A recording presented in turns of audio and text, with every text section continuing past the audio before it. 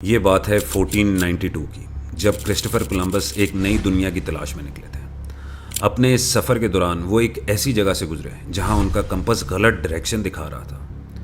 इसी जगह पे कई 100 साल गुजर जाने के बाद भी बेशुमार समंदरी जहाज़, प्लेन्स, आबदोज़ें और लोग गायब हो चुके हैं। इमेजिन करें ऐसी जगह जहाँ हर किस्म का नेविगेशन सिस्टम फेल हो जाए। वहाँ की हवाओं में एक अजीब सा खौफ फैल जाता है और हर सू एक ऐसा माहौल बन जाता है जो इंसान की समझ बूझ से बाहर है। दुनिया भर के लोग इस जगह के राज समझने में नाकाम रहे। क्या ये सुपर नेचुरल ताकतों का मरकज़ है? क्या ये सब कुछ एक इत्तेफाक है, या कि कोई खलाई ताकतें इस जगह को कंट्रोल कर रही, या बस लोगों के बनाए हुए अफसाने हैं? आज आपको सुनाएंगे चंद पुरअसरार कहानियाँ जो पेश आई हैं ऐसी जगह पे जिसका नाम है बरमूदा ट्रायंगल।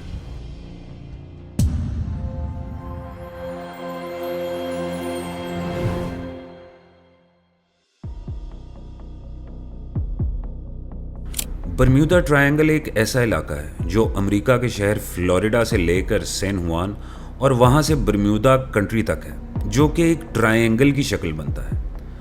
इस ट्रायंगल का कुल एरिया तकरीबन 7 से 8 लाख स्क्वायर किलोमीटर है।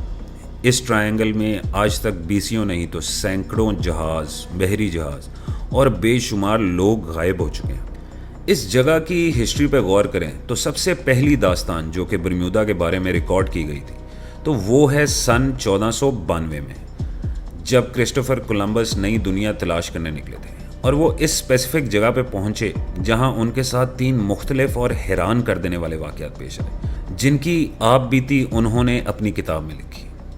अगर हम पहले वाक़ये की बात करें तो वो था जब उन्होंने आसमान से एक बहुत तेज़ रोशनी वाली चीज़ समंदर में गिरते हुए देखी, जो उनके साथियों ने ऐसे डिस्क्राइब की जैसे कोई आग का गोला होता है। फिर वो जैसे ही थोड़ा सफ़र करके आगे गए तो क्रिस्टोफर, जो अपने समंदरी जहाज़ को नेविगेट कर रहे थे, उनकी कंपास उनको गलत बताना शुरू हो गई, ऐसे जैसे नॉर्थ पोल की जगह ही चेंज हो रही, और वो भी एक दफ़ा नहीं, बार बार। और तीसरा सबसे हैरान कर देने वाला वाक़या जो उनके साथ पेश आया वो ये था कि उन्होंने बताया कि समंदर की सतह पे ऐसी रोशनी आ गई थी रात के वक्त जैसे कोई मोमबत्ती लेकर चल रहा है, या जैसे कोई मोमबत्ती सतह समंदर के ऊपर तैर रही हो। 18वीं और 19वीं सदी में इसे बहुत से नाम दिए गए, जैसे कि graveyard of Atlantic, the sea of doom, the devil's triangle. पर इसका नाम बरम्यूदा ट्रायंगल तब पड़ा जब एक अग्रोसी नामी मैगजीन, जो कि रोमानवी दास्तानों के बारे में लिखता था, उन्होंने इस जगह के बारे में एक आर्टिकल अपने मैगजीन में लिखा, और तब से ये जगह द बरम्यूदा ट्रायंगल के नाम से मशहूर हो गई। 1964 में विंसेंट एच गैडिस ने यह आर्टिकल लिखा था, जो कि बरम्यूदा में गायब हो जाने वाली बेशुमार चीज़ों के बारे में था। यह आर्टिकल उस वक्त जंगल में आग की तरह फैल गया और इस सदी की सबसे हैरान कर देने वाली मिस्ट्री बन के रह गया। ये मिस्ट्री इस हद तक मशहूर हो गई कि इस पे बहुत सी फिल्में और ड्रामे भी बने और बेशुमार आर्टिकल्स लिखे गए।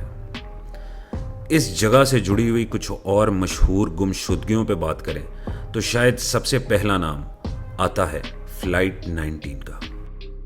फ्लाइट 19 की कहानी इस सदी की सबसे हैरान कर देने वाली कहानियों में से एक है, जो कि इसी जगह बरम्यूदा ट्रायंगल में पेश आई थी। 5 दिसंबर सन 1945 में यूएस नेवी के 5 टॉर्पीडो बॉम्बर जहाज़ एक रूटीन फ्लाइट पे निकले। इस फ्लाइट को उस वक्त फ्लाइट 19 का नाम दिया गया। इस फ्लाइट को उस टाइम के एक senior lieutenant Charles Taylor lead कर रहे थे। फ्लाइट के शुरू में सब कुछ रूटीन के मुताबिक सही चल रहा था। ये एक नॉर्मल फ्लाइट लग रही थी, लेकिन तकरीबन 2 घंटे बाद फ्लाइट लीडर, जो कि स्टूडेंट थे चार्ल्स टेलर के, उसने कंप्लेन करना शुरू कर दिया कि उनके कंपास सही नहीं चल रहे, जिसकी वजह से वो अपनी एग्जैक्ट लोकेशन डिटर्मिन नहीं कर पा रहे थे। साथ ही साथ उनका अपनी बेस से रेडियो पे सही से राब्ता भी नहीं हो पा रहा था। इस कन्फ्यूजन में टेलर ने फ्लाइट 19 की कमान संभाली और अपने अंदाजे के मुताबिक उन्होंने ये डिटर्मिन किया कि वो गल्फ ऑफ मैक्सिको के ऊपर उड़ रहे हैं। बाकी 4 साथी स्टूडेंट्स पायलट को मशरिक यानी कि ईस्ट की तरफ उड़ान लेने को बोला।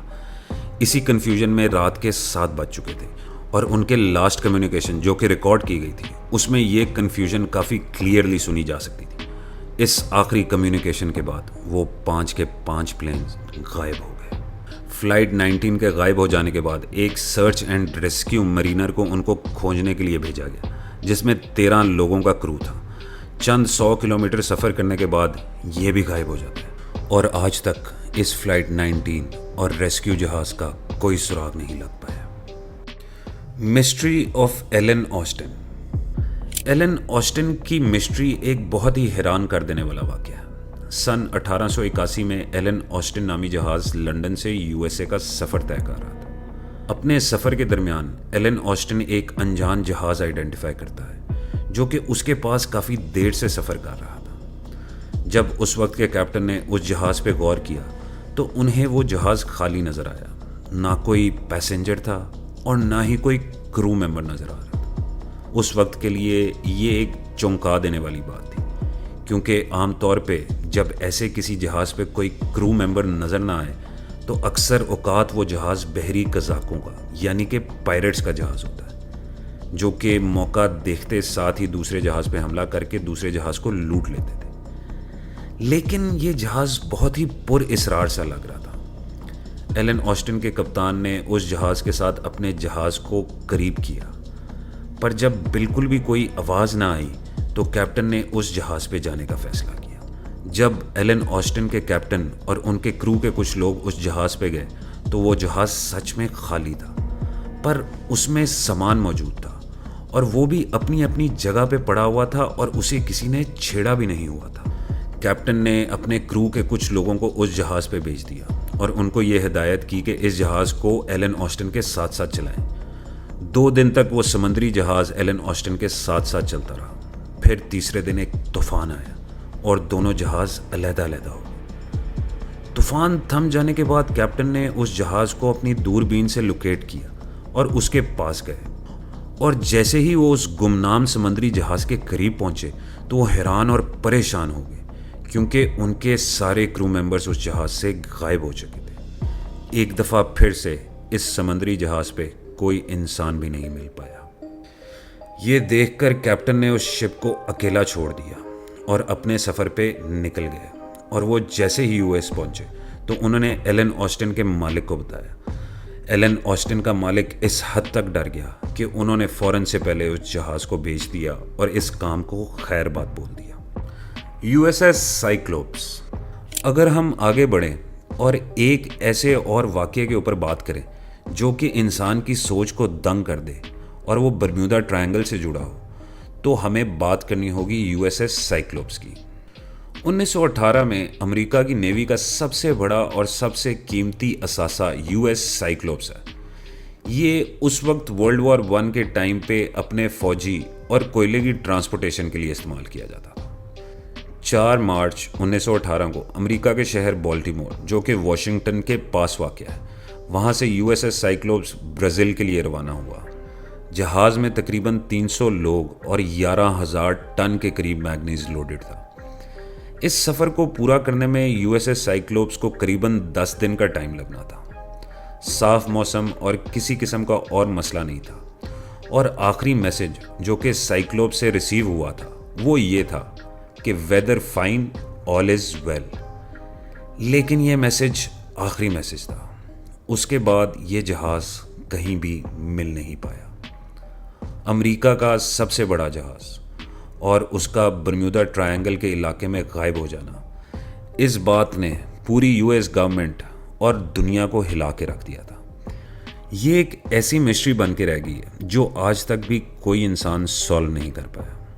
इस मिस्ट्री को सॉल्व करने के लिए बहुत से लोगों ने बेशुमार अफवाहें फैलाई, जिनमें से एक सबसे मशहूर अफवाह ये थी कि उस वक्त वर्ल्ड वॉर के टाइम पे एक जर्मन जहाज़ ने यूएसएस साइक्लोप्स को निशाना बनाया। लेकिन अगर तो उन्होंने इस जहाज़ को निशाना बनाया था तो इसका कोई सुराग तो मिलना चाहिए था। लेकिन आज तक कोई इंसान यूएसएस साइक्लोप्स को खोज नहीं पाया। इतने ज़्यादा हादसात का हो जाना, एरोप्लेन्स का क्रैश कर जाना, समंदरी जहाज़ों का गायब हो जाना, क्या सच में चौंका देने वाली बात नहीं है? क्या आपको भी लगता है कि बर्म्यूदा ट्रायंगल एक शैतानी इलाका है जहां जाने वाली चीज़ें वापस नहीं आती, या फिर ये सिर्फ लोगों की फैलाई हुई अनहोनी कहानियां हैं? कमेंट सेक्शन में हमें इस सवाल का ज़रूर जवाब दीजिएगा और इस तरह की वीडियोस देखने के लिए इस वीडियो को लाइक करें और हमारे चैनल को सब्सक्राइब करना ना भूलिएगा। अपना और अपने प्यारों का बेहद ख्याल रखें। अगली दफ़ा तक के लिए गुड बाय।